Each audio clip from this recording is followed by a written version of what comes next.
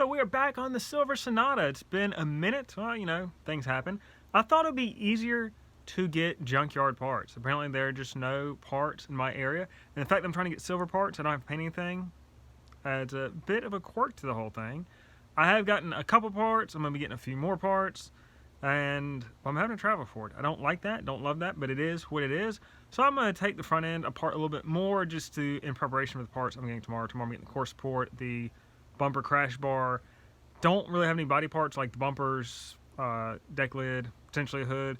I think I might buy one if the price is right. And looking at what the prices are, I think it's worth it to go ahead and get it because the hood's got a little bit of a dimple in it. So I'm going to take the front end apart a little bit more and, you know, get that done. Do a little bit of preparatory work. So the front impact bar is off. Really not that difficult. You've got three 12mm bolts and then these two smaller 10s. And the 10s really I think are just to reinforce for the core support. The core support, you see, this core support's kind of weird. I mean, I've worked on a lot of cars, but like this top piece is metal, but the vertical pieces are plastic, which connects to the metal bottom piece. You can see it's got a little bit of bow inside. But it's just this weird composite plastic metal thing. I don't quite get it. Maybe plastic absorbs energy. But you can see it's split right there. And it's got a little bit of stress on it, which is why such a big gap. It should be up further. And I'm thinking with what's going on, I wonder if this whole thing is just kind of bent up a little bit. Like I wonder if this should come down to meet that. Because this is down a little bit, but not that much. I don't know. I mean, I'm getting another core support, so that should solve that. I'm trying to figure out how's all this stuff going to fit back in there because I don't want to try putting the unit in and nothing lines up. That's the reason I tried to bend some of this stuff back in place. So you can see, you can get a good look at, this is what the bracket should look like. You can see nice straight metal. You can see the gaps there. Go over here, look at this bad boy. It is just completely bent up. You can see in there, you just can't fix that. I mean, you try to pull that, but you're never going to get that right. That's why I'm replacing it. Nice thing is, $75. I thought that was a good price for that. Core support is $150, and at the end of this, I'll have a tally of what everything cost me. You know, because people always wonder like how much does it actually cost, and unfortunately, time is not factored in that. Man, it takes time. It takes a lot of time. But for me, this is a hobby, so I'm gonna just call it break even. I mean, what else am I doing? Watching TV? Well, this is a little more fun. It's like building a model car except full size. Look at how much rust was in that crash bar. That is a lot. I don't know if that's a feature or a bug. That's a lot of rust. I mean, just look at all this. That's a ton. So I don't know. Yeah.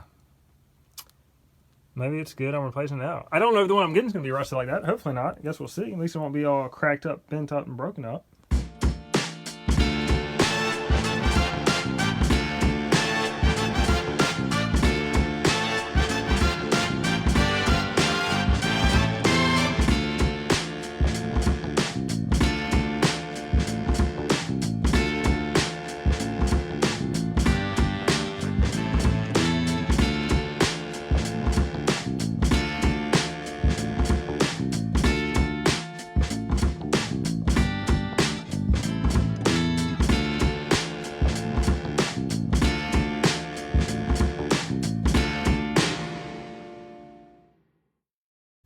So it's just a matter of extracting this core support from the car.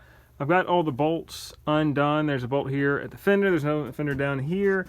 You've got 3 bolts at kind of it's not a really frame rail, but kind of is a frame rail, though it is a unibody car. And then it's a matter of getting all these little clips out and getting the wiring detached. Now, if you didn't care, you just rip it out, break all these clips. But I want this thing to be 100% factory when I'm done. So I'm taking my time using pliers and whatever I can to pry these clips out to keep everything intact and not break anything. Because the goal is to not break anything. If I do break something, I'm going to replace it. And that's just the way I do things, man. Detail oriented. Devil is in the details. And so you can see this wiring, it runs all the way up. It runs up here. I think what we've got here are airbag sensors. So make sure your battery's disconnected. Mine is, because if not, you could blow the airbags. At least that's what I've always heard. I don't know if it's true. Don't really want to test it because I don't have to pay for an airbag. You can see the thing is pretty much out. You can get a overhead. The radiator, it just kind of sits in there. Like it's not some big clip. You can see my little rubber bushing came out of there. It's in the bushing is still stuck to the radiator on this side. On this side, it's stuck in the thing. I think it's just all tension fit. You can see I got the core support out by a couple inches, and that gives me room to get to the wiring because the wiring runs, all the clips run behind it. So I need to get behind it, so that's why it's out. I got it out just enough. Here's like the hood release. I need to figure out how that That probably just some kind of hook and loop deal. Something, I don't know, I need to see how that goes in there. But it is loose more or less. And we're just getting all the little details out of here, man. And then we can put in the new one and things will be amazing.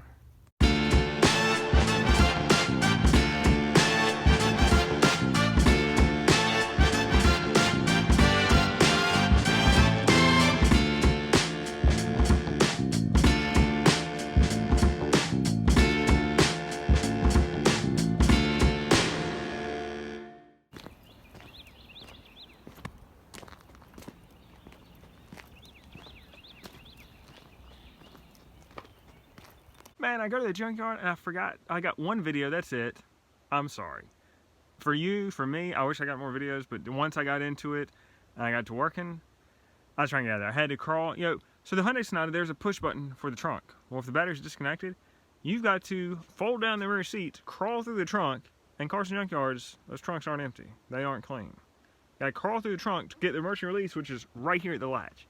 So I did that. I got me a new deck lid right here that I've installed. Right now I'm trying to get all the gaps lined up. The gaps are even, which is great, better than I had before, because the other trunk lid was a little messed up. But they're not quite equal. So I gotta get them equal. But the new trunk is on. It does not have the little wing spoiler. I don't know if it really matters. Probably doesn't. I mean, the average person it doesn't. But maybe I'll throw it in for an extra $1,000 when I sell it. Right? But it is in. It's bolt on. I didn't get any pictures of me installing it. Sorry, I'm just so excited about getting this stuff on. I just put blankets down over the windshield around everything because I didn't want to scratch the paint. Now this deck lid paint's got a really light scratch in it. I think it'll buff out. One of the back corners edges is a little paint kind of scraped off. I don't know what happened there. I think a little touch-up paint and a little bit of light sanding will probably fix that to where you won't never be able to tell. But I want this thing to be in mint condition. Now I don't intend to keep it forever, but you know what? If I'm gonna do it, I'm gonna do it right. So trunk is on. I just need to loosen the bolts and you slide it that way just a little bit, get these gaps even. I mean, it's like a game of inches, and if you want it to look good, you want it to look right, you got to play that game. Here is my old core support. You can see there is a crack right there, big crack right there, another crack there. Here is the new core support. As the Junkyards do, the wiring, they just kind of cut it out, where it was convenient. The one thing I forgot to look for when I picked this up was the bumper brackets to go right here and right there. Because you can see right there, this one is cracked. And to buy a new one, it's going to be like 20 or 30 bucks. I could have picked one up from the junkyard for nothing. I'm sure they would have thrown it in. This one is in great shape. That's great. But yeah, I need that bumper bracket. I don't have to buy one. And there's no junkyards or anything that have a Sonata. I may call some. Not everywhere is online. So maybe there's one that's not online that has a Hyundai lurking. But yeah, I cannot believe it. I checked for these flaps because I knew this passenger one. And so I checked that when I picked it up. I just completely forgot about the bumper brackets. So the trunk is not fully shut because the battery's unhooked and I don't want to have to crawl through the trunk again to open it. But you see this gap? That is not a bad looking gap. It looks a little bit big. This gap is a little bit smaller. Not by much, but a little bit. And I have worked on the hinges themselves. And so the thing I'm wondering, when this thing got hit, it hit the trunk right here. And so I don't know if that kind of torqued the, where the hinges bolt to the car. That's my guess. Maybe they just need to slide a little bit. Because this gap looks bigger down here than it does up there. So that could be the hinges slid a little bit. I don't know. It's just something that, it's not quite right. It's bugging me. I just need to look at it and look at how the hinges bolt to the car. Because maybe that's it. But the funny thing is, this gap, well, this looks a little wider too. They can't both be wider down here. It could be it's not fully shut. I don't know. Something to look into. Look how the hinges bolt to the car and see if something needs to move. I don't think that stuff moved. I mean, I guess it's possible. We'll see. But, it's got a trunk that's not dented. That paint color. Look at that right there. That matches pretty well. I mean, considering, I think this car, I don't know what year this one came off of. I think it's different. Actually, I think the VIN is actually on the trunk. I could check to see what year it is. That is not a bad match at all. Looking at it right now, pretty good. So anyway, Condenser had a little bit of a bow to it. So it has a little bit of a bow, but less of a bow. What I did, I used this piece of plywood, just kind of a backer. And I did this by hand, take a little bit of bow out, grabbed it on each end, and just tried to get this thing back in shape. This actually a little bit of a backer to just support it a little bit. So it is better. You see, there's still some stuff going on here. It's better. I don't know if I can get it perfect because I don't want to take it off the car. That way I'd have to, if I did that, I'd have to, release all the, what is it, coolant, whatever Is it coolant? I can't remember. I don't know. I'd have to release that. So I don't want to disconnect this because the AC works. And I want it to remain working. But this thing, if you look, I wasn't sure if it damaged the radiator. You can see the radiator's fine. But like it just was kind of kissing the radiator a little bit. The bow is out. It's better. It's not perfect. You can still see it's got a little bit of a bow to it. It is better. Am I going to mess with it anymore? Because you don't want to mess with it too much. You don't want to bend it and break it or mess anything up. And part of the reason there's got a bow up here is whoever hit it right there kind of knocked that out of whack. I don't know if I can straighten this anymore. Like I said, I just held each end and tried to straighten it. If I wanted to take this a little bit more, the thing to do would be like put a block right here in the middle and use that to try to bend it around. But you don't want to put the block right in the middle because the bend is not in the middle. The bend is sort of right in here, so I want the block right here. You can see at the bottom, that's kind of where it is. You want to center that block wherever your curvature is, the peak of your curvature. So the peak of my curvature is really right in here, so I don't want to put a block right there to try to straighten this thing just a little bit more, but it's better. It's not kissing the radiator anymore. There's a little bit of space there. I just have to decide how far do I want to take it. Do I want to risk it? Because if I mess this up, I need a new condenser. I have to refill the Freon or whatever's in the AC. Don't want to do all that. I'm hoping I get out of that. That is where we are, but it is better. So I'm going to put it in place, kind of see what it looks like, see what we think. So the condenser is back in place. You can see there's a slight bow to it, but before it was nearly touching the radiator. So this is much, much better. I'm going to draw this thing. I want it right. I want it good.